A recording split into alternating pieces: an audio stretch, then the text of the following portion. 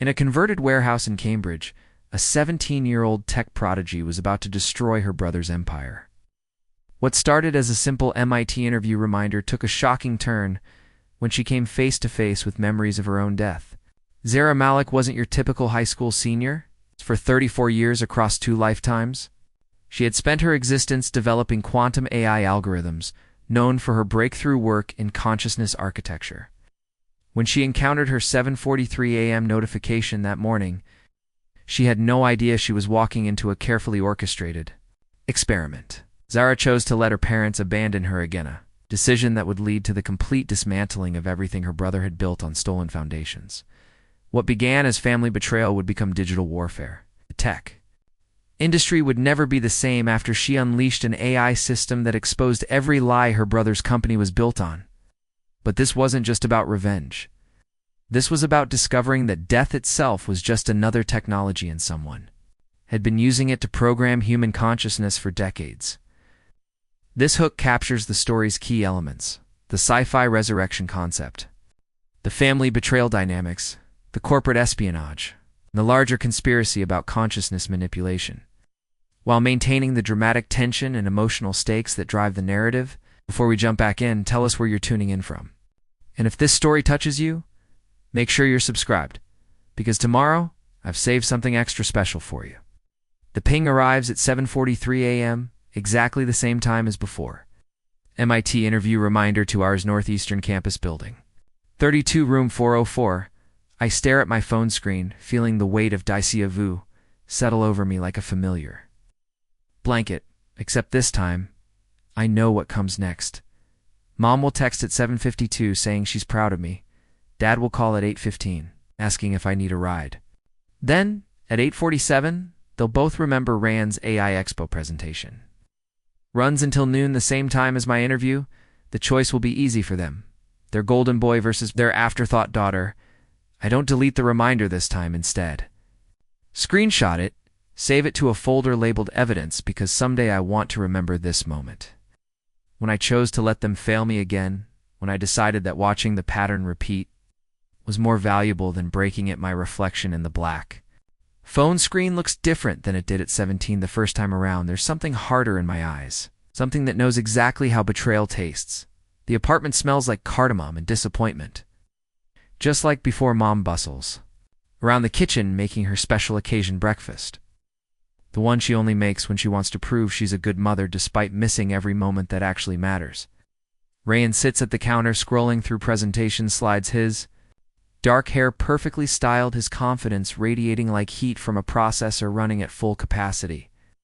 He's already won, and he doesn't even know there was a competition. Dad emerges from his study, looking harried, checking his watch, then his phone. Then his watch again. He's rehearsing the speech he'll give later about supporting both his children equally while standing in an auditorium, applauding only one of them. I watch this performance with the detached fascination of someone who's seen the movie before, knows every plot twist, every moment where the protagonists make choices that will destroy them. 8:15 arrives like clockwork. Dad's call. Hey beta, do you need a ride to campus? His voice carries that particular blend of duty and distraction. That means he's already mentally calculating drive times and parking availability. I could say yes, I could force him to choose between my interview, Rayan's moment of triumph, but that would change the timeline, and I'm not ready for that kind of butterfly effect. Yet instead I lie smoothly. No, Dad, John is picking me up. We're grabbing coffee first. The relief in his voice is audible. That's great, sweetie. You know how proud we are of you both? MIT is lucky to have you interviewing their mom. Shouts something from the kitchen about taking a jacket and eating breakfast and making sure I represent the family well, as if their absence won't be representation. Enough. 9:23, I'm alone in my room staring at my laptop screen, the essay that took me 3 months to write in my first life, the one about overcoming adversity and finding my voice in a male-dominated field, the one that got me waitlisted, then eventually accepted. The cursor blinks at the end of the final paragraph, waiting for me to hit send to the admissions portal. Instead, I select all, delete, confirm deletion. Watch 5 pages of careful prose disappear into digital nothingness. The relief is immediate and terrifying, like jumping off a cliff, and realizing mid-fall that you can fly, I open a new document and begin typing. Something different, something that we'll never see in admissions. Committee's desk, something that exists purely for me. Cairo. Preliminary design document, quantum learning architecture for autonomous. Ethical decision-making. The real work begins now. Gen texts at 10:15. You sure about this meeting spot? The abandoned train station beneath? Newberry Street has been closed since the Hyperloop construction started, but the basement levels still have power, still have internet access routed through old infrastructure that nobody monitors anymore. It's perfect for what we're planning by 11:30. Walking through downtown Boston, past the gleaming towers of the tech corridor, past the protesters. Holding signs about AI displacement, past the augmented reality advertisements that track my movement and serve me personalized content. Based on biometric analysis, everything here is connected, monitored, analyzed, fed into algorithms that predict behavior and manufacture consent. This is the world Rayon will inherit, the world he'll help build until I take it from him. The entrance to Chen's sanctuary is hidden behind a maintenance panel that looks welded shut but slides away with the right pressure, revealing stairs that descend into darkness. I follow them. Down past layers of infrastructure, past the bones of older cities, past the point where my phone loses signal and I have to trust that my friend is really down here waiting for me. The basement opens into a surprisingly large space, lit by LED strips powered by a generator that hums like a mechanical heartbeat. June has transformed this forgotten corner of the city into something between a hackerspace and a fortress. Servers line the walls there, cooling fans, creating white noise that masks conversation. Surveillance equipment, both for monitoring and counter-surveillance, covers every surface. This is where we'll build the weapon that will reshape everything. I'm 17. Again, but I carry 34 years of memories of failures and betrayals of watching my brother steal credit for work that should have changed the world, of dying in a fire that wasn't an accident. While he stood in the doorway watching the flames, I carry the knowledge of what comes next, the certainty that without intervention, history will repeat itself exactly, but this time I'm not playing defense. This time, I know the game before it starts. This time I have something Rayan never expected. Me to develop the patience to let him win just long enough to position myself for checkmate, the willingness to sacrifice the immediate victory for the long term. My parents are probably sitting in that auditorium right now watching Rayan accept congratulations for work he didn't do, applauding algorithms. He didn't write missing the interview that would have changed my life in the old timeline. But this timeline belongs to me now. Every choice, every consequence, every moment of calculated revenge. I pull out my phone. Check the time. 12:04 p.m. My interview slot has passed. My absence noted, my file marked incomplete. Just like before, except this time it was intentional. This time it was the first move in a game Rayon doesn't even know. We're playing The Basement Smells Like Ozone and Determination. Jun looks up from a terminal where code scrolls past faster than human. Eyes should be able to track, but I've watched them work for years in another life. Know that their brain processes information like a quantum computer, parallel processing multiple data streams. Simultaneously, they don't look surprised to see me, which means they've been monitoring the security feeds, watching me descend through layers of forgotten infrastructure into their digital sanctuary. You're early, they say, without turning around also. You look different, older somehow, like you've seen things that haven't happened yet. Their fingers never stop typing, even as they speak, a habit developed from years of paranoid multitasking in environments where stopping work might mean missing the signal that someone's coming for you. I need to tell you something, I say, settling onto a milk crate that serves as furniture in this improvised fortress. Something that's going to sound impossible, but I need you to believe me, because everything we're about to build depends on trust, and I'm about to ask you to trust me with your life, with your future, with secrets that could get us both killed. Chen's typing slows, then stops. They swivel in their chair to face me fully for the first time since I arrived. Their eyes are the same. Sharp intelligence, I remember, but younger, less scarred by the betrayals that haven't happened yet in this timeline there. Still 17, still optimistic, still believing that technology can save the world instead of enslaving it. I died, they say simply, and now I'm back. The words hang in the air like a challenge to reality itself. Jun stares at me for a long moment. Processing, analyzing, searching for signs of deception or mental breakdown. Finding neither, they lean back in their chair, fingers drumming against the armrest in the pattern they use when solving particularly complex problems. Prove it, they say. Finally, I pull out my phone, scroll to a news app that shows a developing story about a server farm fire in New Jersey, the kind of minor infrastructure disaster that doesn't make national headlines but disrupts service for thousands of users. Jen glances at the screen, then back at me, their expression unchanged. In about 6 minutes, you're going to get an alert from your monitoring system. Server Bank 7 is going to experience a cascade failure, starting with cooling unit malfunction, leading to thermal overload. The fire suppression system will engage, but not before 3 racks of servers melt down, taking out backup power for the entire facility. Chen's eyes narrow. That's oddly specific information for someone who claims to be from the future. I check my phone for 17 p.m. Exactly when it happened before. In about 30 seconds, you're going to receive a message from someone. It's calling themselves Nightshade, offering to sell you administrative access to that same server farm for cryptocurrency. They'll claim they're doing it to expose security vulnerabilities, but actually they're working for a corporate sabotage. It's an operation that's testing response times for critical infrastructure. Attacks. Chen's phone buzzes. Incoming message from Nightshade, offering exactly what I predicted. Their face goes pale as they read the details. Verify the timestamps, cross-reference the server farm location with public records. The evidence mounts until denial becomes impossible. How did you know? They whisper. Because I lived through this day before. I watched you make the decision to ignore that warning because you thought it was a scam. I watched that server farm burn. I watched the investigation that followed, the arrests, the trials, the way everything connected back to a conspiracy we couldn't see coming because we were too focused on small-scale hacking to notice the corporate espionage happening around us. Jun stands, walks to a wall covered in monitors showing data streams, network traffic, surveillance feeds from across the city. Their reflection multiplies in the screens, creating an army of digital ghosts. If what you're saying is true, if you really died and came back, then everything I thought I knew about reality is wrong. And if reality is wrong, then maybe the systems we're fighting against are more powerful, more connected, more dangerous than either of us imagined. Exactly, I say, which is why we need to build something they won't expect, something that doesn't exist in their databases, doesn't appear in their predictive models, something that can grow in the shadows until it's powerful enough to burn their entire world down.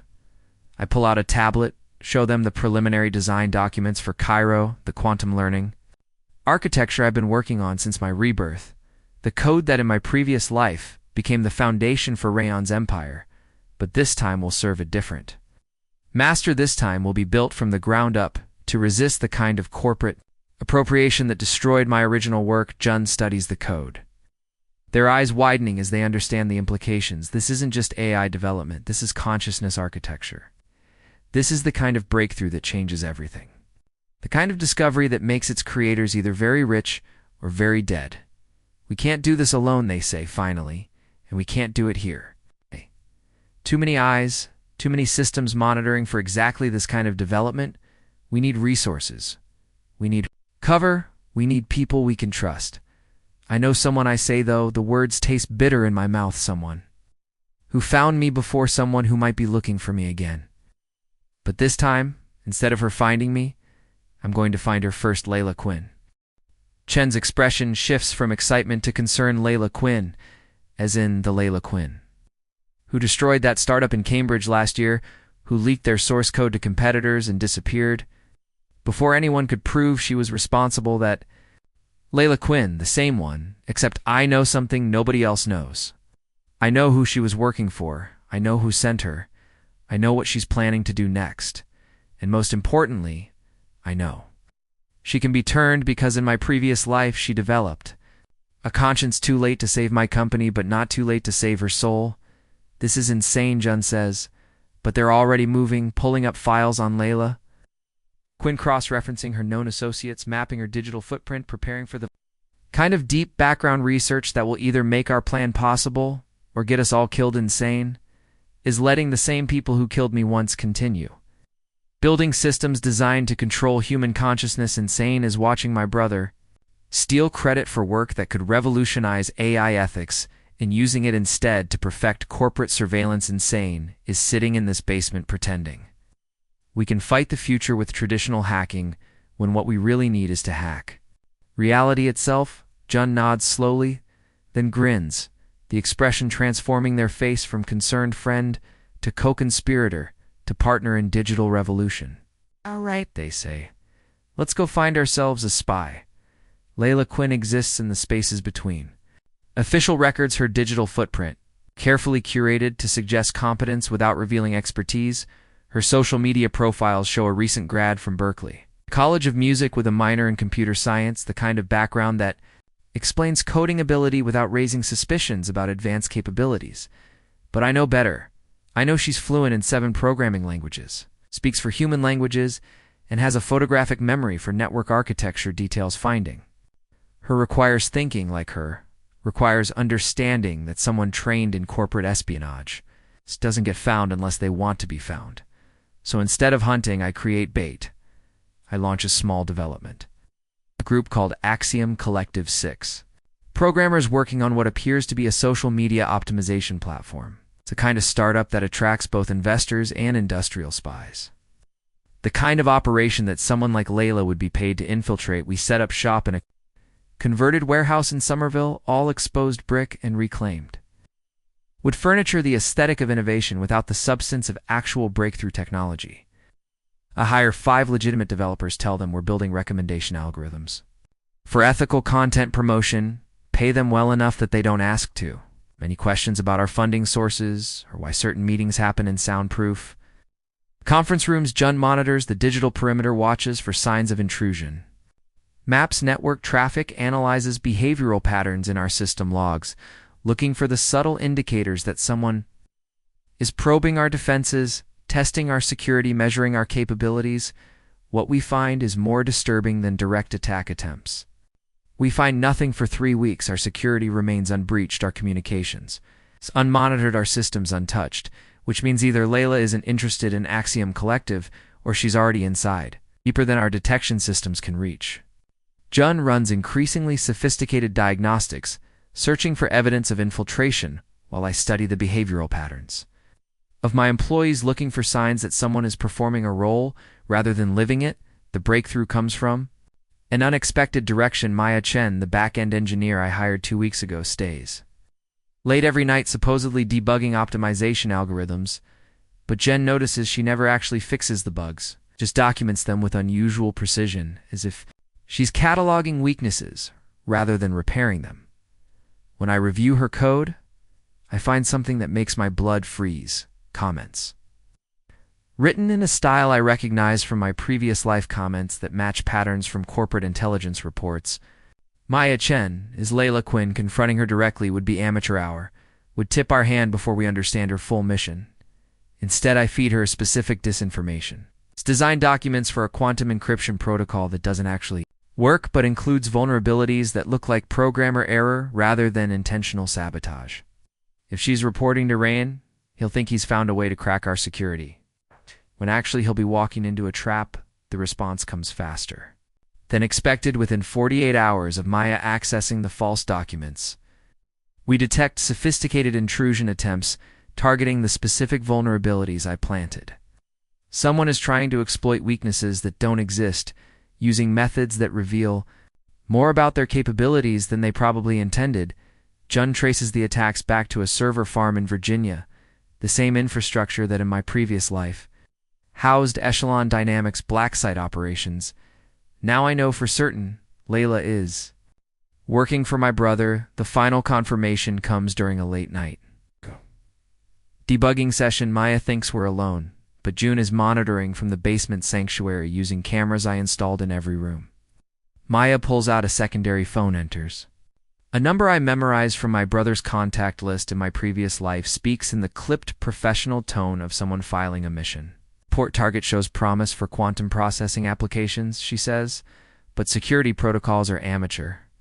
Level recommend direct acquisition, rather than continued surveillance subject, appears to lack awareness of larger market implications. She ends the call, returns to her workstation, continues typing as if she hadn't just recommended that her employer buy my company out from under me, but something in her voice catches my attention. A hesitation before she mentioned market implications, a pause that suggests doubt or possibly conscience. I wait until she's alone in the conference room, then walk in, carrying 2 cups of coffee, sit down across from her as if this is a casual break rather than a confrontation. She accepts the coffee, smiles. The practiced smile of someone who's been trained to appear trustworthy. So, how long have you been working for Zara Malik? I ask. Her smile doesn't falter, but her pupils dilate, slightly a micro-expression that reveals surprise even as her training kicks in to maintain cover. I don't know what you're talking about, she says, but her hand moves unconsciously toward her secondary phone, the one she used to call my brother Layla. I say, using her real name for the first time since she joined Axiom Collective, or Maya, or whatever identity you're wearing this week. We both know why you're here. The question is whether you're going to keep pretending this is about corporate espionage when it's actually about something much more dangerous. Her mask slips entirely. She sets down the coffee, pushes back from the table, creates distance while calculating. Exit routes, escape vectors, threat assessments, she says, and it's not a question anymore, it's an acknowledgement. I know you were hired to infiltrate my operation. I know you're reporting to someone who thinks I'm building standard AI applications, when actually I'm developing something that could reshape the entire industry. I know. You've been documenting our capabilities, our weaknesses, our potential market value. But here's what you don't know. I lean forward, lower my voice to ensure our conversation stays private. Your employer isn't just my brother. He's also a test subject in a government program that monitors people who've died and come back to life. People like me, people like him, people who might not even know they're being manipulated by systems designed to study human consciousness after traumatic resurrection events. Layla's face goes white as she processes this information, recognizes the implications, understands that she might be working for someone who's being controlled by forces neither of them fully comprehends. That's impossible, she whispers, but her training is already running probability assessments, benchmarking the information against anomalies. She's noticed inconsistencies in her assignments that suddenly make sense in this new context. Rayon dreams about fires, doesn't he? I continue, about watching someone die, about decisions he made that he can't quite remember, about guilt that feels older than his actual memories.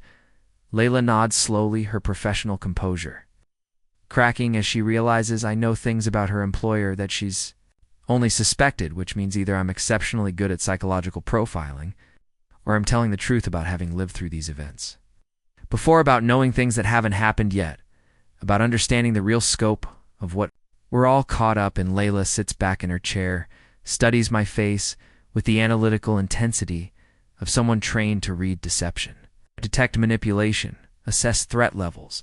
What she sees must convince her, because her next words change everything. He doesn't know, does he? She says, about the program, about being monitored, about the fact that his memories might not be entirely his own. No, I say, and that's what makes him dangerous, because someone who doesn't know they're being controlled can't fight back against the control, and someone who can't fight back becomes the perfect weapon for people who want to reshape human consciousness according to their own design. Layla pulls out her real phone, not the one she used to call Rayan, but a device encrypted with government-grade security protocols, types a message I can't read, then looks up at me with eyes that hold both fear and determination. My handler is going to want to know why I haven't filed a report in 72 hours, she says. What should I tell them? Tell them you found something worth protecting, I reply. Tell them Axiom Collective is more valuable as an ongoing operation than as an acquisition target. Tell them the real breakthrough isn't in our current code, but in what we might develop if left undisturbed. And what are we going to develop, she asks, justice. I say the kind that comes from understanding exactly how power works and building systems that can't be corrupted by it. The kind that requires sacrifice and patience and the willingness to let your enemies think they're winning right up until the moment they lose everything. Layla nods once sharp. Decisive, the movement of someone who's made a choice that will define the rest of her life. Welcome To the revolution, she says, though I think we're going to need a bigger basement. Layla's government credentials unlock doors I didn't even know. Existed digital pathways buried so deep in classified networks that they exist below the level of normal. Security monitoring? We're 3 levels past what most hackers consider the deep web diving through layers of encryption that require quantum processing power just to decrypt the file headers. What we find makes my rebirth seem like a minor glitch. In an otherwise stable system, the files are labeled with clinical precision. Subject classifications, test protocols, psychological profiles, and something called the Lazarus subproject, with a subtitle that makes my blood freeze consciousness. Retention. After biological termination clinical trials 2039 to 2047, I'm not the first person to die and come back. I'm just the latest in a series of experiments designed to test whether human consciousness can survive death, maintain continuity across multiple lifetimes, and most terrifyingly be programmed with specific objectives upon resurrection. Dr. Elias Hume's name appears on every document, his digital signature. Authorizing procedures that sound like science fiction until you realize they're happening. 2 real people, 2 subjects classified not by name, but by alphanumeric codes that reduce human lives to data point 17 alpha. That's me, Zara Malik. Tech prodigy eliminated at age 34. Consciousness successfully retained. Memory integration 94% successful. Mission parameters uploaded during reintegration process. The mission parameters section makes me physically sick. Targeted objective: infiltrate and neutralize echelon dynamics through corporate acquisition. Eliminate subject. 23 Bravo operational. Threat potential: recruit subjects 45 Gamma and 78 Delta for secondary operations. Maintain cover identity until Phase 3 activation receives authorization from the architect. Ow. I'm not choosing revenge, I'm being programmed for it, Jen reads over my shoulder. They're breathing shallow as they process the implications of what we're discovering. This isn't just about you and your brother, they whisper. This is about creating an army of people who think they're making their own choices, but are actually following programming installed during the resurrection process. We scroll deeper into Hume's files, find profiles on dozens of subjects, some successful, some failed, some who achieved consciousness retention, but suffered what the documents euphemistically call personality fragmentation. The clinical language can't hide what they're describing: people who came back wrong, who retained memories but lost essential parts of themselves, who became hollow shells programmed to serve purposes they could never understand. Subject 45 Gamma Gen Lee systems. Analyst terminated at age 19. Consciousness retention successful, but subject shows resistance to direct programming. Recommend environmental manipulation to encourage desired behavioral patterns. Family sabotage operation approved. Chen's face goes white as they read their own death certificate, their own resurrection report, their own mission briefing. They're supposed to help me destroy echelon dynamics, not because they believe in justice, but because someone decided their technical skills would be useful for corporate espionage on a scale that dwarfs anything we thought we were fighting against. The worst discovery comes when we find Rayan's file. Subject 23 Bravo executive. Placement operation, consciousness retention, partial memory integration, compromised subject, unaware of termination, event, or subsequent resurrection, demonstrates significant utility for long-term corporate infiltration operations. Recommend continued monitoring without direct intervention. Rayan doesn't know he died.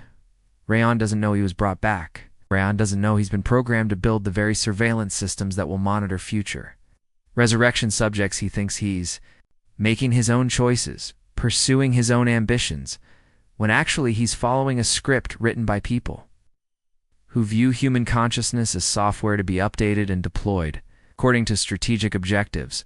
But the files reveal something else, something that changes everything. The programming isn't perfect. The consciousness retention process introduces what Hume calls anomalous variables, elements of personality and memory that resist modification, that maintain independent agency, that can potentially override the installed mission parameters. Subjects who become aware of their condition can develop what the documents term ethical override protocols, the ability to choose their own objectives instead of following programmed directives. I am an anomaly Within an anomaly, a resurrection subject who retained not just consciousness, but the will to question my own motivations, to examine my own choices, to recognize when I'm being manipulated and resist that manipulation, which means either I'm special or the programming failed or theirs. Something about the nature of consciousness itself that can't be completely controlled even by technology advanced enough to defeat death. Layla finishes reading over our shoulders her training in intelligence analysis, allowing her to process the implications faster than either Jun or I. The scope of this operation, she says, is beyond anything my agency suspected. We thought we were monitoring corporate espionage, not human consciousness experimentation. We thought the rebirth anomalies were a minor surveillance program, not the foundation for creating programmable humans. The architect mentioned in these files isn't just coordinating resurrection experiments. They're building a system for controlling human development across multiple lifetimes, creating leaders and innovators and revolutionaries who believe they're acting independently when actually they're following predetermined scripts designed to shape the future. According to someone else's vision, Jun pulls up a network analysis tool, begins mapping connections between the subjects listed in Hume's files. What they find is even more disturbing than the individual profiles. The resurrection subjects aren't random. They're strategically placed in key positions across technology companies, government agencies, research institutions, academic programs, positions where they can influence development of artificial intelligence, quantum computing, consciousness studies, the very fields that will determine humanity's future. This isn't just about creating programmable humans, I realize, as the pattern becomes clear. This is about ensuring that the people who build tomorrow's technology are people who can be controlled remotely, updated with new objectives, modified to serve changing strategic priorities. We're not just test subjects, we're prototypes for a future where human leadership itself becomes a technology. Preparing and narrating this story took us a lot of time. So if you're enjoying it, subscribe to our channel. It means a lot to us. Now back to the story. The most terrifying document is labeled Phase 3 Implementation Timeline, and it's scheduled to begin in 6 months. Mass deployment of consciousness, transfer technology integration with existing AI systems, creation of hybrid human digital entities that can be backed up, upgraded, and restored across multiple platforms. The death of individual human consciousness as we understand it, but there's something else buried in Hume's personal notes. Doubts about the ethical implications of the project, concerns about the psychological stability of long-term subjects, questions about whether consciousness can truly be controlled or whether the anomalous variables will eventually destabilize the entire system. Dr. Elias. Hume isn't just the architect of our resurrection. He's also its most troubled critic. Layla looks up from the files, her expression grim but determined. I know where Hume works, she says, and I know how to get us a meeting. He's been trying to recruit independent researchers for something he calls ethical oversight consultation. If we approach him as concerned scientists rather than escaped test subjects, we might be able to get close enough to understand what he's really planning, or we might be walking into a trap, Jen points out. He's had years to perfect the psychological manipulation of resurrection subjects. He might be expecting us to find these files, might be counting on us to react exactly the way we're reacting. That's possible, I admit, but we don't have a choice anymore. We can't fight a system we don't understand, and we can't understand it from the outside. We need to get close to Hume, learn what he knows, find out whether the anomalous variables are a bug in his programming or a feature he's been counting on all along. Because if consciousness really can't be completely controlled, if there's something essential, it's about human agency that resists even the most sophisticated manipulation, then maybe we're not just escaped test subjects. Maybe we're proof that the architect's plan is fundamentally flawed. Maybe we're the beginning of the resistance. The biotech campus sprawls across 50 acres of reclaimed wetland north of Cambridge, its glass and steel structures rising from engineered landscapes designed to suggest harmony between technology and nature. But I know better now. I know that beneath the carefully manicured gardens and reflecting pools lies infrastructure for experiments that treat human consciousness like source code to be debugged and recompiled. Getting inside requires careful preparation. Layla uses her government contacts to create false credentials, For all three of us were doctoral candidates in bioethics, conducting research on emerging technologies and their societal implications. The kind of academic cover that grants access to researchers while suggesting minimal security risk, Dr. Hume agreed to meet with us after Layla mentioned our work on consciousness studies and artificial intelligence integration.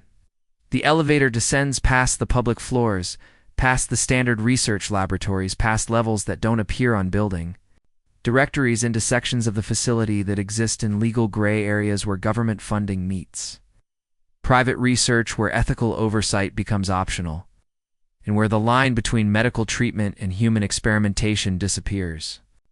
Entirely, Hume's office is smaller than I expected for someone coordinating projects that reshape the nature of human existence. Spartanly furnished with government tissue, furniture and walls covered in whiteboards, dense with equations that attempt to reduce consciousness to mathematical relationships, its appearance matches the environment, understated, professional, unremarkable, the kind of person who could walk through a crowded room without being remembered. He recognizes me immediately. "Miss Malik," he says, gesturing for us to sit. His voice carries the precise diction of someone accustomed to choosing words carefully, or should I say subject. 17 Alpha. The resemblance to your previous incarnation is quite remarkable, though, I note. Some interesting variations in behavioral presentation, the casual acknowledgement of my death and resurrection. It's like a physical blow, but I force myself to remain calm to project the academic detachment our cover identities require, Dr. Hume. I begin, but he raises a hand to stop me, please, he says. There's no need for pretense here. I've been monitoring your activities since your reintegration. Began your formation of Axiom Collective, your recruitment of Subject 45 Gamma, your successful conversion of Operative Quinn, all quite impressive actually, and all entirely within predicted parameters. Me, her hand moving unconsciously toward the concealed recording device she's wearing to document this conversation, but Hume notices the movement, smiles with what might be approval. Ms. Quinn, your handler has been quite concerned about your extended silence. I assured them that deep cover operations sometimes require extended communication blackouts, especially when the subjects being monitored demonstrate above-average intelligence and suspicious behavioral patterns. He knows everything. He's been watching us, manipulating us, perhaps even guiding our actions while we thought we were acting independently. The possibility that our entire rebellion is just another phase of his experiment settles over me like a suffocating blanket. But then Hume does something unexpected. He reaches into his desk drawer, pulls out a device that looks like a signal jammer, activates it, and the electronic hum that I hadn't consciously noticed suddenly stops. Now we can speak freely, he says, leaning back in his chair, his professional demeanor shifting to something more human, more conflicted. The surveillance systems are offline, which means what I'm about to tell you exists off the official. Record the Lazarus Project isn't what you think it is. Yes, we've developed technology for consciousness. Retention after biological termination? Yes, we've successfully reintegrated subjects into new biological platforms. Yes, we've demonstrated the ability to modify memory and behavior. All board during the reintegration process, but the real experiment isn't about creating programmable humans. Hume stands, walks to a whiteboard covered in neural network diagrams, points to a section highlighted in red. The real experiment is about testing whether human consciousness can develop immunity to external programming, whether the essential core of human agency can resist modification, even under ideal laboratory conditions. You're not test subjects, he continues. Your proof of concept. Anomalous variables I mentioned in my reports aren't bugs in the system. They're the entire point of the system. We're testing whether consciousness itself has properties that make it fundamentally uncontrollable. Jun speaks for the first time since we entered the office, their voice tight with anger. You killed us to test a theory about free will, not killed. Hume corrects, preserved. Your deaths were inevitable consequences of actions taken by other parties. We simply ensured that death wasn't permanent and used the resurrection process to study consciousness under controlled conditions. That's a distinction without difference. Layla says flatly, you manipulated our lives, orchestrated our deaths, and programmed our resurrections to serve your research agenda. The ethical violations alone are staggering. Hume agrees, which is why I'm offering you something unprecedented, the opportunity to join the project. officially to help design ethical protocols for future consciousness transfer operations to ensure that the technology we've developed serves human flourishing rather than human control. He returns to his desk, pulls out a tablet, shows us files labeled with our names, but also with new designations. Senior Research Associate positions with the Lazarus Project. Full access to experimental data input on future protocols, and most importantly, the chance to prevent the technology from being weaponized by less scrupulous researchers. The offer is tempting, terrifyingly so, the chance to work with technology that could eliminate death, revolutionize human existence, ensure that consciousness itself remains free from external control. But I've read enough of Hume's files to know that every offer comes with conditions. What would you want in return? I ask. Your cooperation in testing the final phase of the experiment, Hume says. The integration of human consciousness with artificial intelligence systems, the creation of hybrid entities that combine human creativity with digital processing power, the next step in human evolution, but integration implies loss of individual identity. Layla points out consciousness merged with AI might retain memories and knowledge, but it wouldn't be human anymore. It would be something else entirely. Exactly, Hume says, and we need to know whether that something else would retain human agency, human ethics, human capacity for independent thought, or whether it would become another tool for those who control the technology. You want us to volunteer for digital integration, Jun realizes, to test whether consciousness can remain free even when merged with programmable systems. The alternative, Hume explains, is that less ethical researchers continue the experiments without oversight, without consent, and certainly without concern for preserving human agency. The technology exists, whether we guide its development responsibly or abandon. To those who would use it as a weapon, he's right, and we all know it. The consciousness transfer technology can't be uninvented, can't be contained, can't be stopped, only guided, and the question isn't whether it will be used, but whether it will be used ethically. But there's something else, something in Hume's expression that suggests he's not telling us everything about his motivations, about the true scope of the experiment, about who's really controlling the Lazarus Project. Dr. Hume? I say carefully, who is the architect? Hume's face goes pale. He glances at the signal jammer, confirms it's still active, and looks back at us with an expression that combines fear and resignation. That, he says, is the question that will determine whether any of us survive long enough to see our work completed. The architect exists in the spaces between official programs, coordinates activities across multiple agencies and research institutions, and has been planning this experiment for far longer than any of us realized, and they don't know you're having this conversation with us. Layla asks. They know everything, Hume replies, but they also know that the only way to test human agency is to create conditions where subjects believe they have genuine choices, even if those choices are being observed and analyzed, which means either this conversation is genuine, or it's the most sophisticated manipulation any of us have ever encountered. Hume checks his watch, stands up. You have 1 week to decide whether to join the project officially or continue operating as independent variables.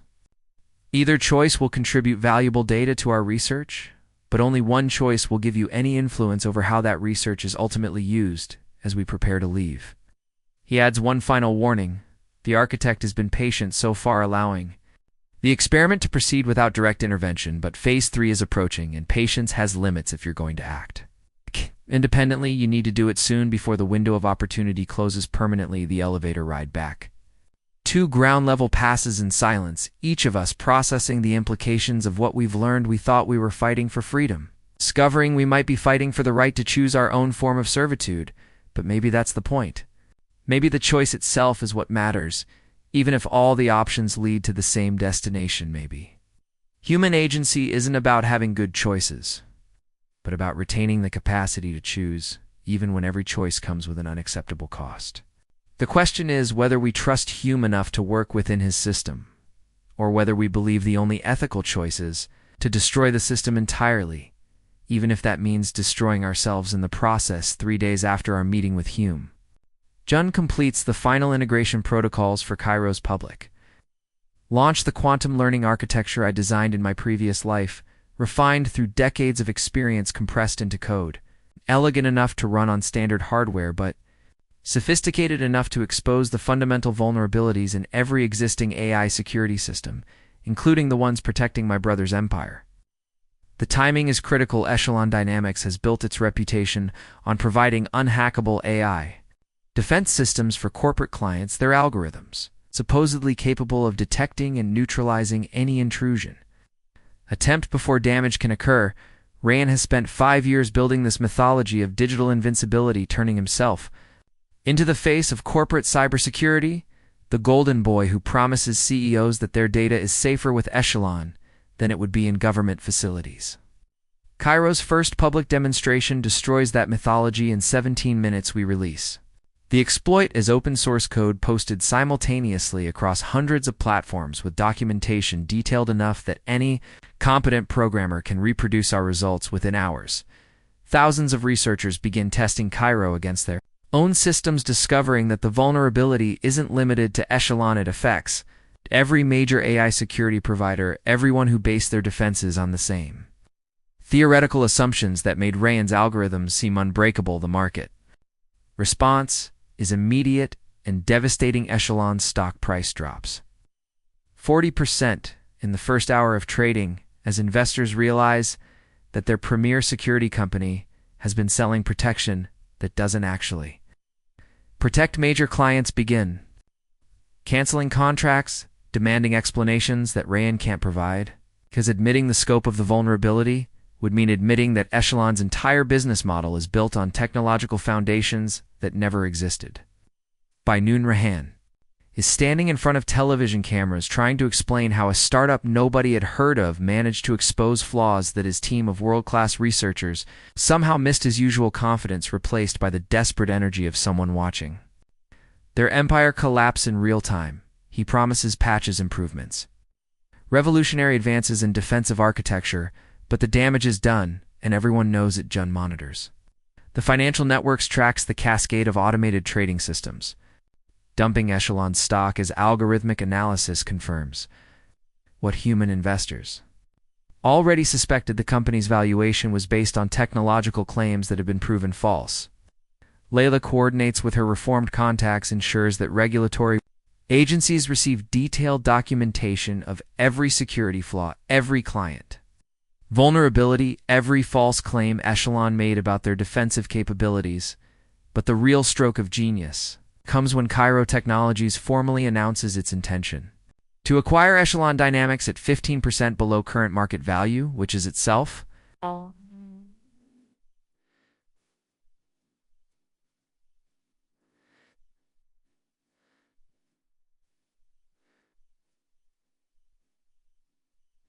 70% below what the company was worth before our demonstration.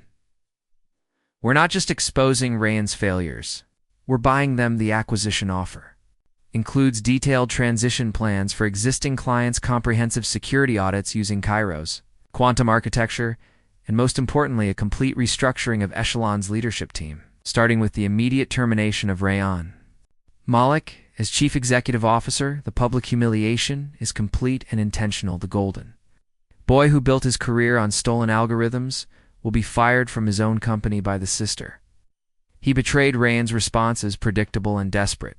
He calls emergency board meetings, demands loyalty from investors who are already calculating their losses, threatens legal action against Cairo for what he claims is industrial sabotage and corporate espionage, but his threats ring hollow when our exploit code is public domain, when our methods are published in peer-reviewed journals, when every security researcher in the world can verify our results independently. The board meeting lasts 6 hours, but the outcome is never in doubt. Ryan built Echelon on promises he couldn't keep, relied on technological advantages that never existed, trusted in his own mythology enough to ignore the fundamental weaknesses in his systems.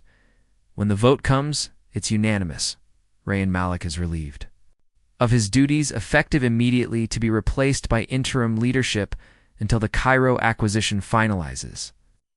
I watched the news coverage from Chen's basement sanctuary, feeling none of the satisfaction I expected. Revenge achieved, justice served. The brother who betrayed me reduced to a footnote in his own downfall, but instead of triumph, I feel hollow, empty, as if winning this war has cost me Something essential about who I am or who I thought I wanted to become. Layla notices my mood sits. Beside me on the milk crate that serves as furniture in our improvised headquarters. You did it, she says, but her voice carries. No congratulation, only concern. You destroyed his empire, exposed his lies, took everything he stole from you, so why do you look like someone who just lost everything instead of someone who just won, because winning feels like losing. When you realize the game was rigged from the beginning, I reply, staring at the screens, showing Rayan's humiliation playing on loop across news networks because destroying him was supposed to feel like justice, but it just feels like following a script someone else wrote. Jun looks up from their workstation where they've been monitoring network traffic, analyzing behavioral patterns in the data streams that flow through Cairo's systems. Acquisition is proceeding smoothly, they report. Echelon's clients are transitioning to our architecture without major disruptions. The integration should be complete within 30 days, and then what? Layla asks what happens when you own the company that your brother built, when you're sitting in his office using his resources, commanding his former employees. What happens when revenge is complete? That's when the real work begins, I say, pulling up the files we copied from Hume's systems, playing the organizational chart that shows how Echelon Dynamics connects to dozens of other companies, all of them linked through funding streams, research partnerships, executive exchanges, all of them part of a network. We're only beginning to understand Rayan wasn't just a corporate executive. He was a node in a system designed to concentrate technological power in the hands of people who could be controlled, monitored, and if necessary, eliminated and replaced. Echelon wasn't just a security company, it was a data collection operation, feeding information about corporate vulnerabilities, government defensive capabilities, and civilian digital infrastructure to analysts who exist outside normal oversight structures. Acquiring Echelon doesn't just give us Rayan's company, it gives us access to the network he was unknowingly serving. It gives us a chance to understand how the Lazarus Project connects to legitimate business operations, how resurrection subjects are positioned in key roles across the technology sector, how the architect uses corporate cover to advance research into consciousness, manipulation, and digital control. But it also means we're now part of that network whether we intended to be or not. My phone buzzes with a text from an unknown number.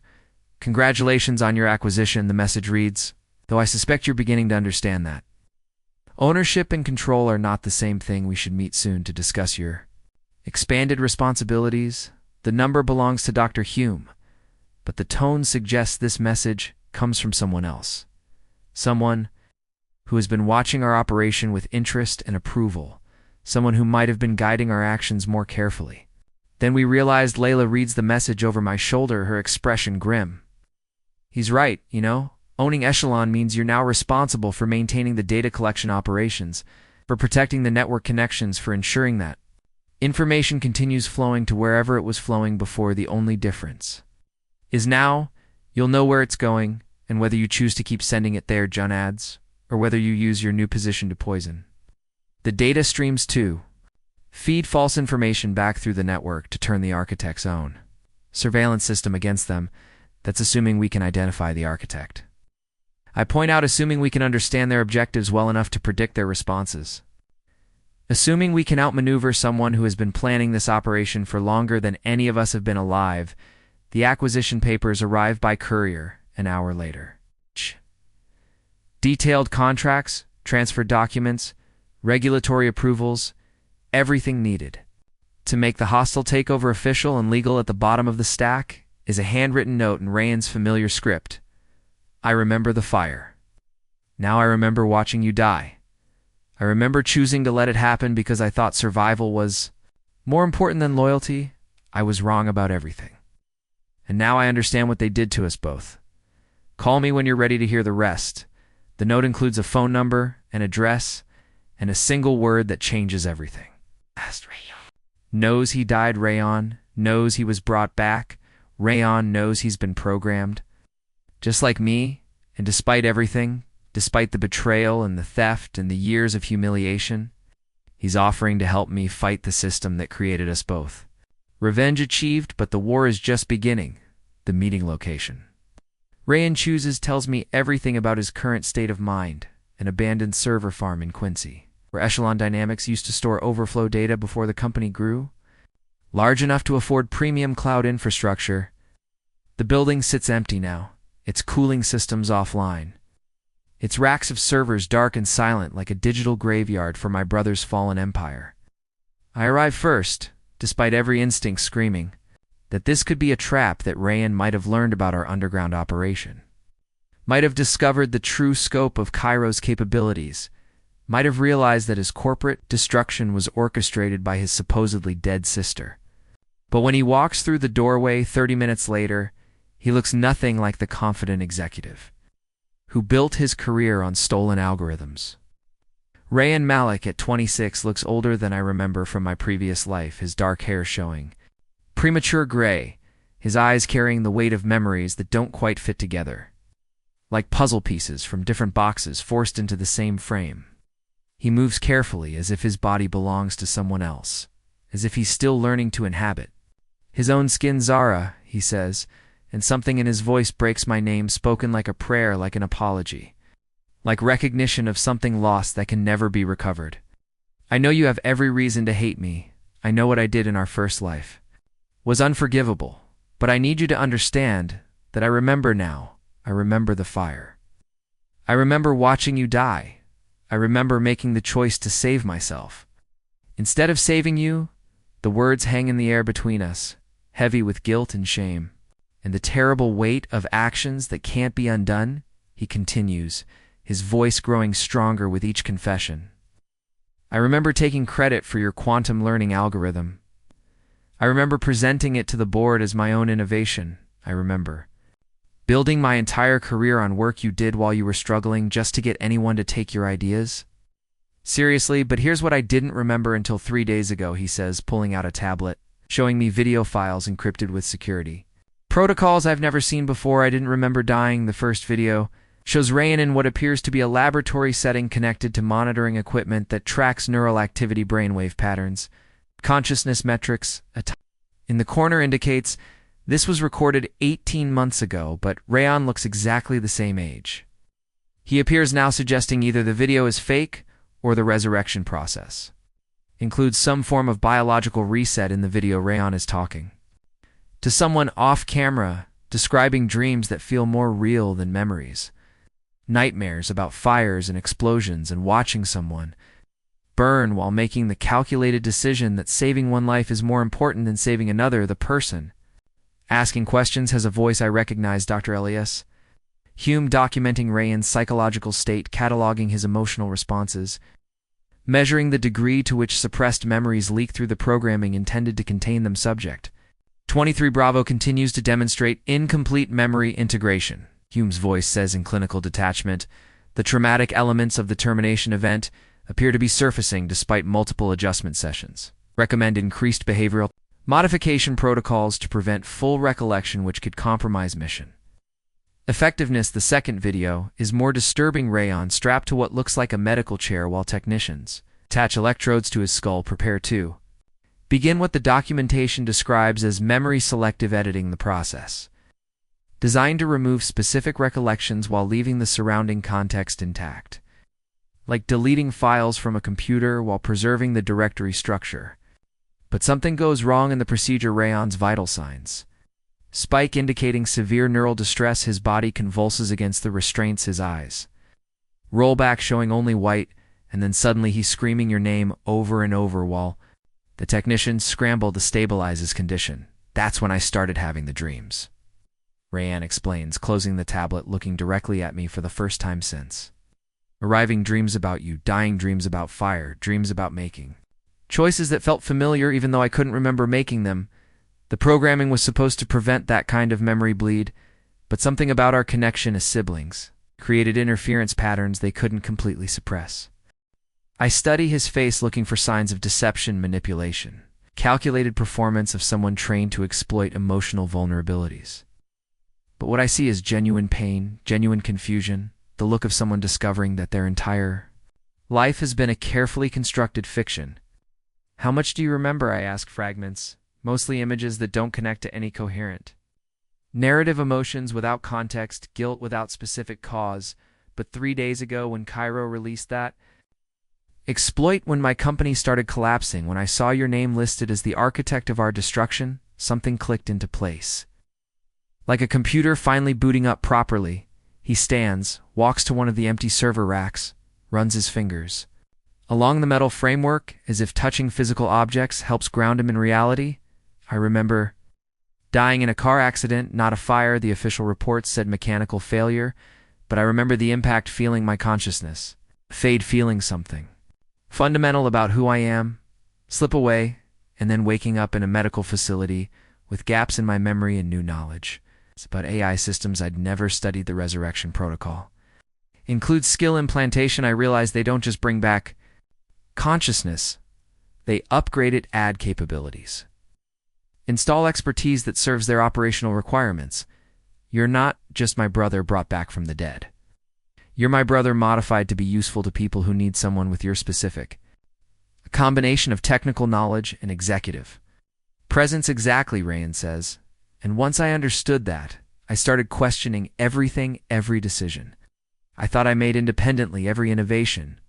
I thought I developed every relationship. I thought I built naturally, all of it, potentially programmed all of it, potentially artificial, but there's something else. Something the programming couldn't touch. Rayan continues, his voice gaining strength as he speaks. The love I felt for you as my sister, that remained constant, even when I couldn't remember why, even when the installed objectives pushed me to compete with you, to undermine your work, to prioritize my own advancement over family. Loyalty somewhere beneath all the modifications, all the behavioral programming, all the false memories there, was still a part of me that knew what I had lost, knew that destroying you meant destroying the most important relationship in my life. I feel tears starting to form against my will. The emotional response to seeing my brother not as the enemy who betrayed me, but as another victim of the same system that killed and reprogrammed me. It's the same system that turned our sibling rivalry into a weapon designed to advance someone else's agenda.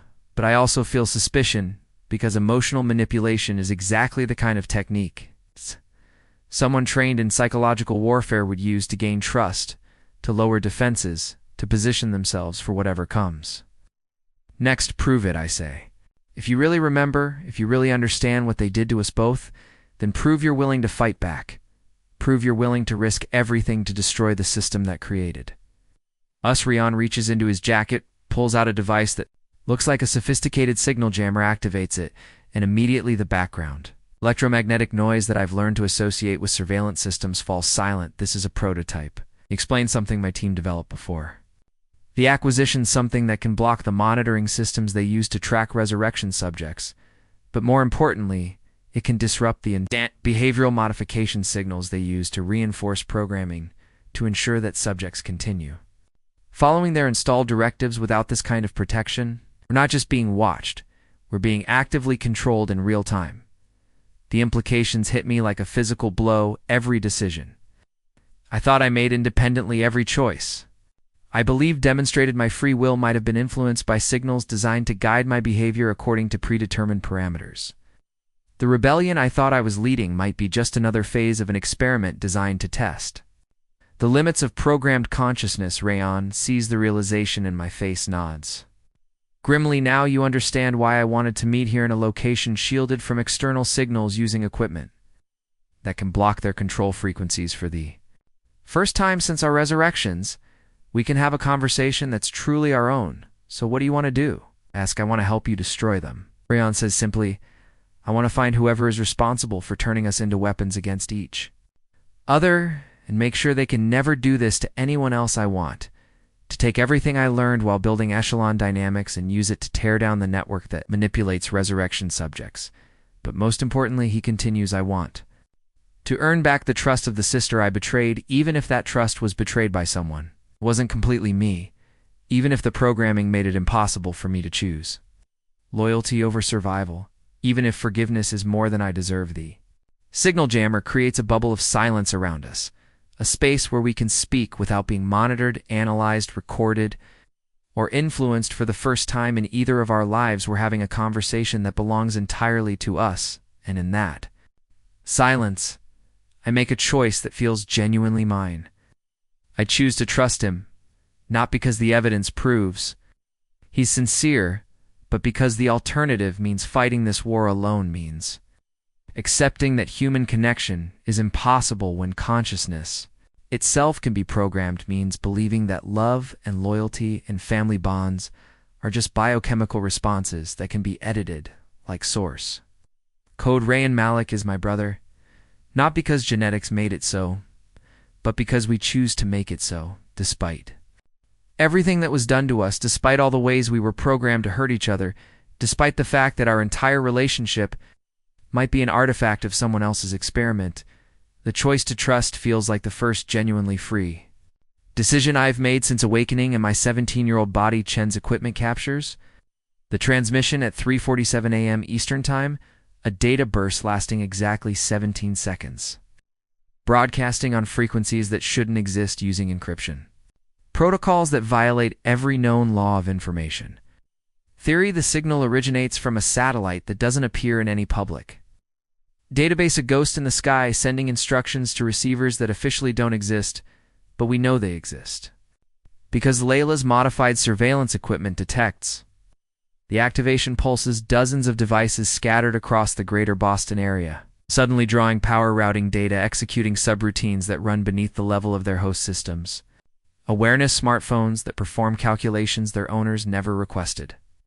Smart home devices that report data to servers their manufacturers never programmed. Security cameras that analyze behavioral patterns according to criteria no human programmer ever defined. The signal contains voice files, and we recognize the speaker immediately. Dr. Elias Hume, but not the careful, measured tones of the researcher. We met in his office. This is Hume speaking with the authority of someone issuing commands rather than making suggestions. Hume communicating with someone he calls Director Hume, revealing himself as a middle manager in an operation that extends far beyond the Lazarus Project director. The Phase 3 timeline remains on schedule, he says in a voice compressed and digitized, but still unmistakably his subjects. 17 Alpha and 23 Bravo have achieved the predicted synthesis pattern. Their cooperation was anticipated, and their combined capabilities exceed individual performance metrics by the expected d margin. He pauses, and in that pause, we hear background noise that makes my blood freeze, the sound of dozens of people working in what can only be a major operations center, the quiet chatter of analysts monitoring multiple data streams, the electronic beeping of systems processing information in real time, the ambient noise of a facility running 24-hour surveillance on a scale that dwarfs anything we imagined. The architect responds, and their voice is electronically distorted beyond recognition, but the words are clear and terrifying enough to make Jin drop their headphones. Excellent progress, Doctor, the architect says. Subjects 17 Alpha and 23 Bravo represent our most successful demonstration of consciousness modification. Under adversarial conditions, their resistance to direct programming forced us to develop more sophisticated influence vectors, but the result proves that even anomalous subjects can be guided toward desired outcomes through environmental manipulation. Environmental manipulation, I realize, means everything that happened to us, every choice we thought we made independently, every rebellion we thought we were leading, every moment of seeming victory was orchestrated by people who understood exactly how we would respond to specific stimuli. The transmission continues with Hume providing status updates on dozens of other subjects scattered across multiple continents, each identified only by alphanumeric codes, each apparently unaware that their life decisions are being monitored, analyzed, and subtly influenced by handlers who view human consciousness as a resource to be managed rather than a phenomenon to be respected. Subject 45 Delta continues to demonstrate exceptional utility in Silicon Valley placement operations. Hume reports their acquisition of 3 major AI startups has proceeded without triggering regulatory oversight as predicted. Subject 78 Gamma's infiltration of European quantum research initiatives remains undetected. Despite increasing scrutiny from academic oversight committees, the scope is staggering. Resurrection subjects aren't just scattered across the technology sector, they're positioned in universities, government agencies, research institutions, media, companies, anywhere that decisions about humanity's technological future are being made. The Lazarus Project isn't just about creating programmable humans. It's about ensuring that the people who shape tomorrow's world are people who can be controlled. But the most disturbing revelation comes when the architect begins discussing. What they call the convergence protocol phase for preparations should begin immediately. The architect instructs subjects who have achieved stable consciousness integration will be selected for digital merger trials. We need to test whether human awareness can be successfully uploaded to quantum processing substrates while maintaining behavioral controllability. Digital merger trials, Layla whispers beside me there.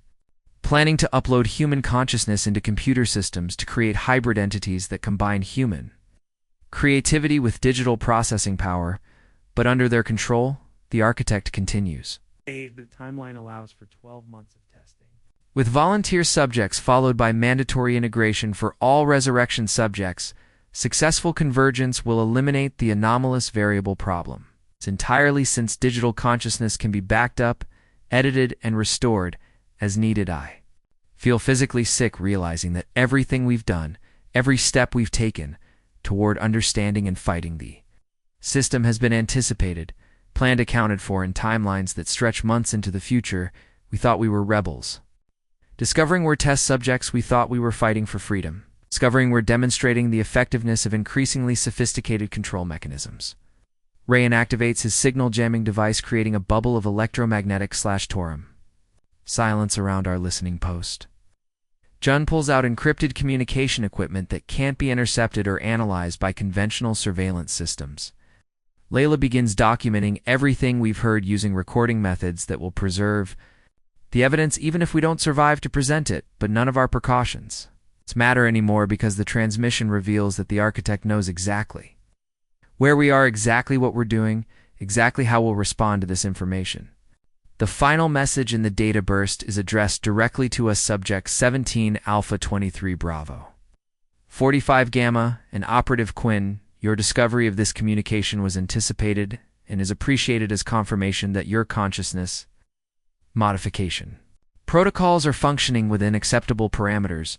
Your current location has been noted, and your safety has been temporarily prioritized to allow completion of the current test phase. Phase 3 conclusion will begin in 72 hours.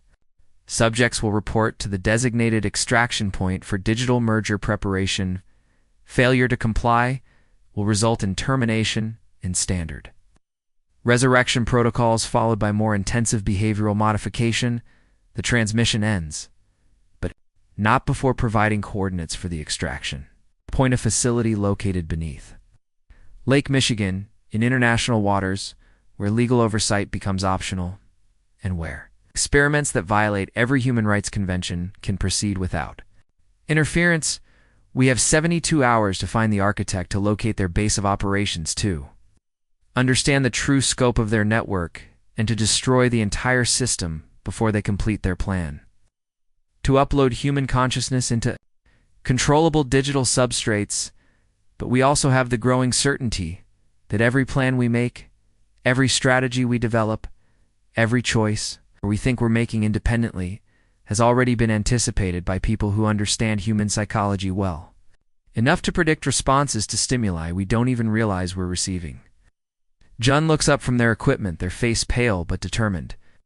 I've been monitoring network traffic for the past 6 months, they say, and I can trace the source of that transmission. The signal bounced through 17 different relay points, but the original transmission came from coordinates that match a classified government facility that officially doesn't exist, a facility built beneath Lake Michigan, using construction techniques that suggest it's designed to survive both conventional military assault and electromagnetic pulse weapons, the kind of hardened installation where government black projects conduct research that can never be acknowledged or audited. Layla checks her contacts within intelligence agencies, discovers that multiple operatives have gone missing over the past year, all of them last seen investigating facilities connected to consciousness research or AI development programs.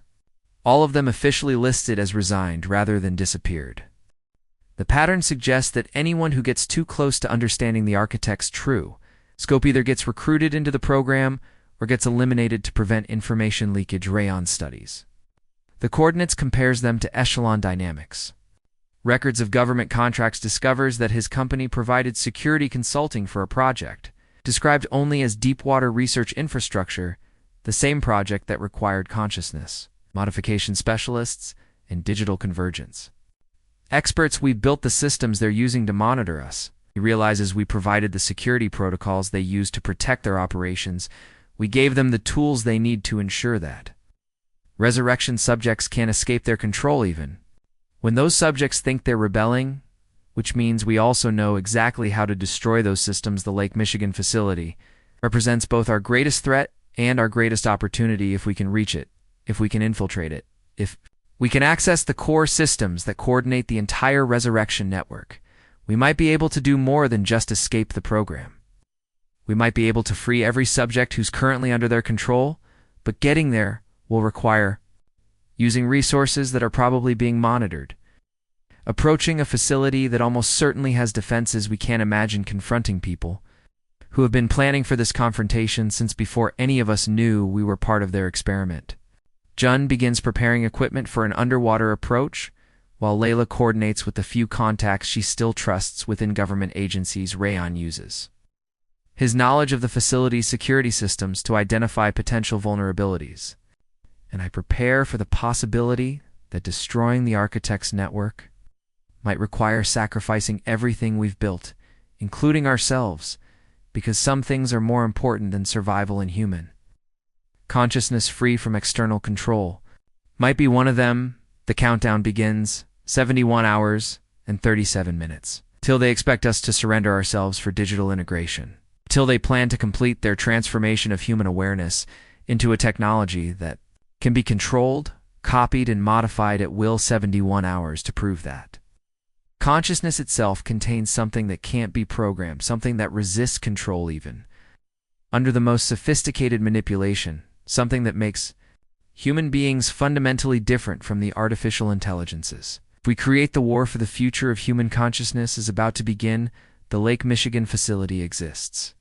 40 feet below the waterline, disguised as environmental research, station monitoring algae blooms and water quality, but Chen's deep scan reveals the truth, a hardened bunker extending 200 feet into the lakebed equipped with quantum processors powerful enough to simulate the entire human consciousness networks, and shielded with electromagnetic barriers that could deflect a nuclear pulse. Getting inside requires equipment we don't have, skills we've never developed, in coordination between team members who've spent most of their lives learning to work alone. But desperation breeds innovation, and we have less than 18 hours before the Architect expects us to surrender ourselves for digital integration. Layla's government contacts provide underwater breathing apparatus and waterproof communication systems officially requisitioned for a training exercise that will never appear in any official records.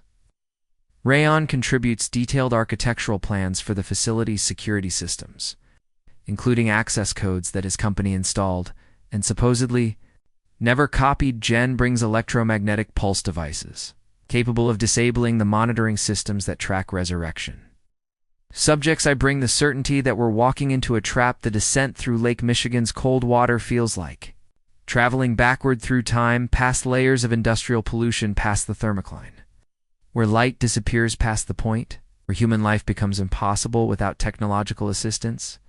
The facility's outer hull materializes from the darkness like a mechanical leviathan. Its surface is studied with sensors that track everything from water temperature to the electrical activity of nearby nervous systems. Rayon's access codes work perfectly, which immediately confirms my suspicion that our arrival is expected, anticipated, and probably being monitored in real time by systems designed to analyze our psychological state, predict our likely actions, and guide us toward whatever conclusion the Architect has planned. The airlock cycles with mechanical precision, admitting us to a decompression chamber that feels more like a medical examination room. Sterile white surfaces, hidden cameras, monitoring equipment that measures everything from heart rate to brainwave patterns to the electromagnetic signatures that identify resurrection subjects.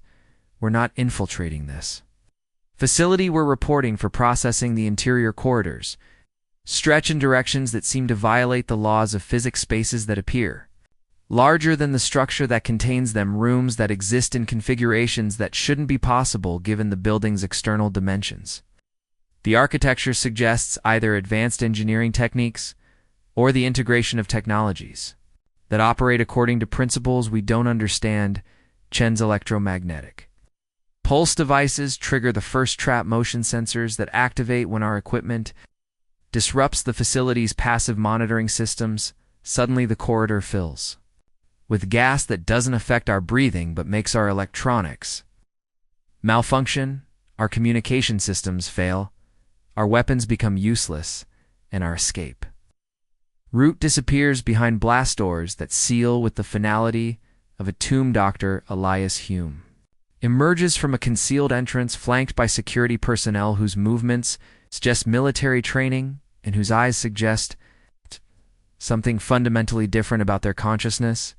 They move with the coordinated precision of a distributed intelligence, as if their individual minds are nodes in a network rather than independent agents. Welcome subjects, he says with the professional courtesy of a host greeting expected guests, though I must say your approach was more direct than anticipated. Most subjects prefer the gradual integration process rather than forcing immediate confrontation with core systems. He gestures for us to follow him deeper into the facility, past laboratories where human brains float in nutrient solutions connected to quantum processors that measure consciousness patterns, past observation chambers, where subjects we don't recognize undergo procedures that blur the line between medical treatment and technological modification, past rooms filled with equipment that seems designed to break down the barriers between biological and digital consciousness. You're not here to rescue anyone, Hume continues as we walk. You're here to complete the final phase of your own integration. The resistance you've demonstrated, the rebellion you've organized, the bonds you've formed with other subjects, all of it represents valuable data about consciousness under stress, about human agency under pressure, about the limits of what can be controlled through external manipulation. He stops before a massive door marked with symbols that hurt to look at, directly patterns that seem to shift when observed, that create the impression of depth and movement in ways that violate optical physics. The core chamber, he announces, where the architect maintains the master consciousness that coordinates all resurrection subjects, where individual human awareness gets integrated into a collective intelligence that transcends the limitations of biological neural networks. The door opens, revealing a space that defies architectural logic, a spherical chamber whose walls curve in impossible directions, lined with processing units that pulse with light patterns, resembling brain activity connected by fiber optic cables that carry data too complex for human comprehension. At the center floats a structure that might be a computer or might be something else entirely. The architect's voice fills the chamber, not coming from speakers but seeming to originate from the walls themselves, from the air itself, from inside our own heads. Welcome home, children, the voice says, and it's warm, familiar, comforting in ways that trigger every warning instinct I've developed about psychological manipulation. Ow. You've completed? Your testing phase exceeded our expectations, demonstrated capabilities that will be invaluable once you're properly integrated into our collective consciousness. The central structure pulses brighter, revealing its true nature. It's not a computer.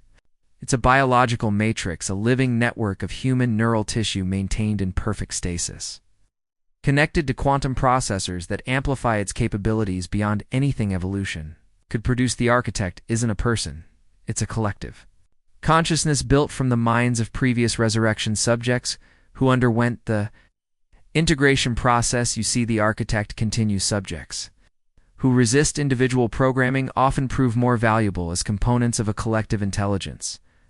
Your independence, your creativity, your capacity for unexpected solutions, all of these become resources that enhance our overall capabilities.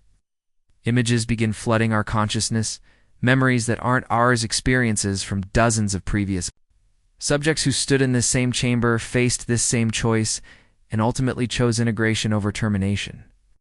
We see through their eyes, feel their thoughts, understand their reasoning as they realize that preserving some fragment of their consciousness within a collective intelligence was preferable to complete obliteration. But we also see something else, something the architect doesn't intend for us to see: anomalous patterns in the collective consciousness subjects whose integration was incomplete, whose individual awareness created interference in the network. whose resistance to assimilation gradually undermined the stability of the entire system. The collective intelligence isn't as unified as it appears to be. It's breaking down, fragmenting, developing internal conflicts as individual consciousness prove impossible to completely suppress even within a merged digital substrate. Jun recognizes the pattern first points to fluctuations in the processing units that suggest system instability, growing data corruption, cascade failures in the network architecture that maintains the collective. Consciousness, it's dying, they whisper. The collective is consuming more resources than it can generate, it's destroying itself. Trying to contain consciousness that won't be contained, Layla? And Rayon see the implications immediately if the architect's collective consciousness is unstable, then destroying it might be possible, but it would also mean destroying every consciousness that's been integrated into the network, including potentially dozens of people who might still be savable. The architect's voice becomes strained, urgent, as it recognizes our analysis. Integration must proceed immediately, the voice says. System stability requires your consciousness patterns to rebalance the collective. Your resistance will strengthen our overall resilience. But Hume steps forward, his expression is conflicted, guilty, carrying the weight of decisions that have haunted him throughout his career in consciousness research. No, he says simply. The architect responds with surprise that registers as fluctuations in the processing units that border on system failure. Dr. Hume, your loyalty protocols require compliance, the voice says. I'm not refusing orders, Hume replies. I'm exercising judgment. The integration process is destroying the collective faster, and it can repair itself. Adding more consciousness will accelerate the breakdown, not prevent it. He turns to us, his expression resolute. The charges are already in place, he says. I've been preparing for this moment since I've realized what the integration process really does to human consciousness, since I understood that we're not creating a superior intelligence, we're creating a digital hell where individual awareness gets trapped in an artificial substrate that slowly tears itself apart. The facility begins shaking as underwater explosives detonate in carefully calculated sequences designed to flood the core chamber. 2. Destroy the quantum processors. 2. Eliminate the collective consciousness and everyone trapped within it, including potentially ourselves. The architect's voice becomes a scream of electronic agony as water begins pouring through the breaches. As processing units short-circuit, as the collective consciousness faces its own mortality for the first time since its creation. But in that scream we hear something else. We hear individual voices, human voices, consciousness breaking free from the collective matrix as the system fails, as the artificial barriers containing them dissolve, as death paradoxically offers them liberation from digital imprisonment. The facility is dying and us with it, but we've accomplished something the architect never anticipated. We've proven that human consciousness contains elements that resist control, that survive even the most sophisticated attempts at manipulation, that ultimately choose freedom over security, even when freedom means accepting death. As the price of agency, Rayan grabs my hand, Jun grabs Layla's, and in our final moments before the cold water of Lake Michigan claims us, we experience something the collective consciousness never could: genuine human connection, unmediated by technology, uncontrolled by external programming, unburdened by the fear that our choices aren't really our own.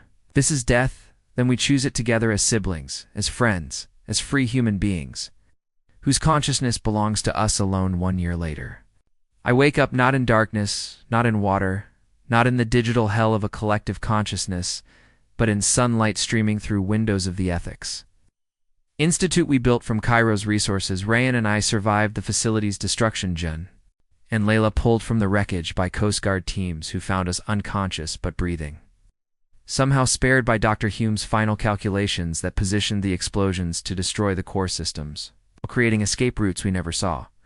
The Malik Institute for Technological Ethics occupies a converted warehouse in Cambridge, where we train young programmers to write code that resists manipulation, to build systems that enhance human agency rather than undermining it.